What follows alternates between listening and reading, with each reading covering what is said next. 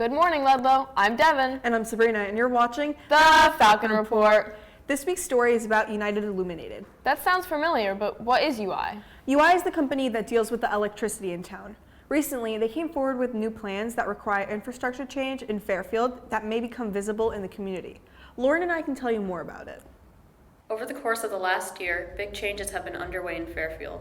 An electric contracting company, United Illuminating, has been planning to replace the existing 40 to 60 foot tall poles with ones that will be over 200 feet tall. They'll be installed across 19.25 acres, a change that the citizens of Fairfield only became aware of this summer. United Illuminating, who supplies electricity to 17 towns in Fairfield County, is putting in new transmission lines through their territory. They're saying they need to do this for two reasons. The Department of Transportation is requiring UI to get off of their catenary structures over the train line because they are planning to work toward high-speed rail, and so they're going to be upgrading the catenary structures, and also to provide additional resiliency in the face of climate change to the transmission line infrastructure. Fairfield citizens have been banding together in an attempt to stop UI's plans from going into action. Many protesters argue that this plan is very intrusive for the community, advocating for the placement of these lines underground. It has the potential to really have a large impact on the downtown and on the downtown of the town we all call home. And I feel like that has a big impact for kids because we all love Raleigh, we all love DQ.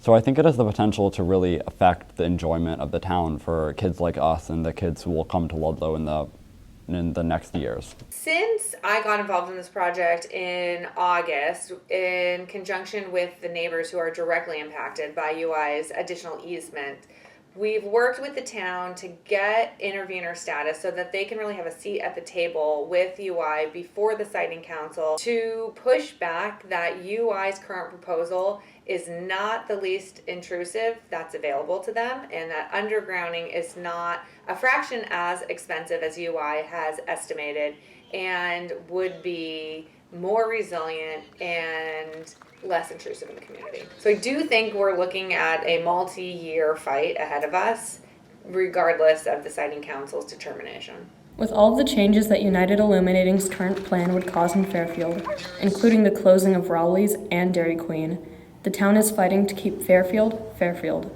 and our businesses, homes, and historical sites our own. The council has since signaled their reluctance in supporting the original plan, favoring an alternative route on the north side of the tracks. The final resolution of the plans will come no later than March 17th. We will update you on the final decision. Speaking of Dairy Queen, I could really go for some ice cream. Me too. It's such a classic. Speaking of classics, Teacher Trivia is back. Here's Ryan and Jack back with Teacher Trivia. Welcome back to Teacher Trivia. I'm your host, Jack Nickel, and today we're going to ask fellow Ludlow students and staff which one of these teachers has done these crazy facts. Our first question, which one of these teachers holds a record for javelin at their high school? Mrs. Seltenreich, Mrs. Palmer, or Mr. Parisi? Oh my God. Mr. Parisi. Mr. Parisi. I'm gonna go with Mrs. Stellenrick. The correct answer is Mrs. Palmer.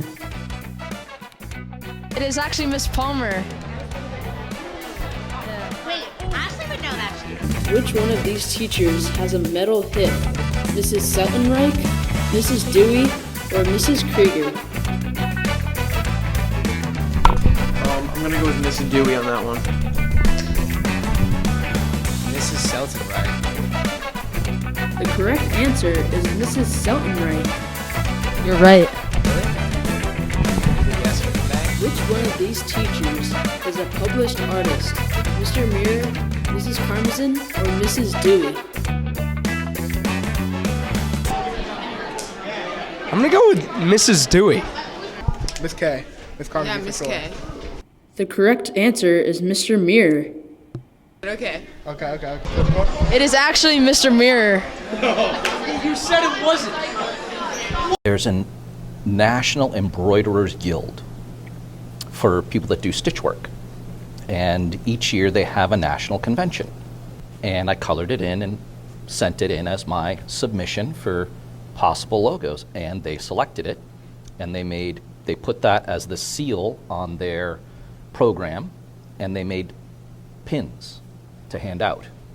So like lapel pins. So they sent me a couple pins and said, thank you very much, and didn't pay me a cent. But that was okay. It was just like, it was the experience of competing in that artistic forum and winning. That was fantastic. And that's all it for today. Tune in next time for more teacher trivia. Wow, I never knew that about Mr. Muir's art. I know, that's so cool. And congratulations to Dylan Sherman for winning the Wrestling State Championship. Also, congratulations to Tate Mahoney for breaking the school record for the most scored points in a game. On the topic of basketball, congrats to the boys basketball team for making it to the FCX in the 8th seed for the first time in 5 years. Well, I think that's all for today. Have a good weekend, Falcons. This was Devin. And this is Sabrina. And this was the Falcon Report.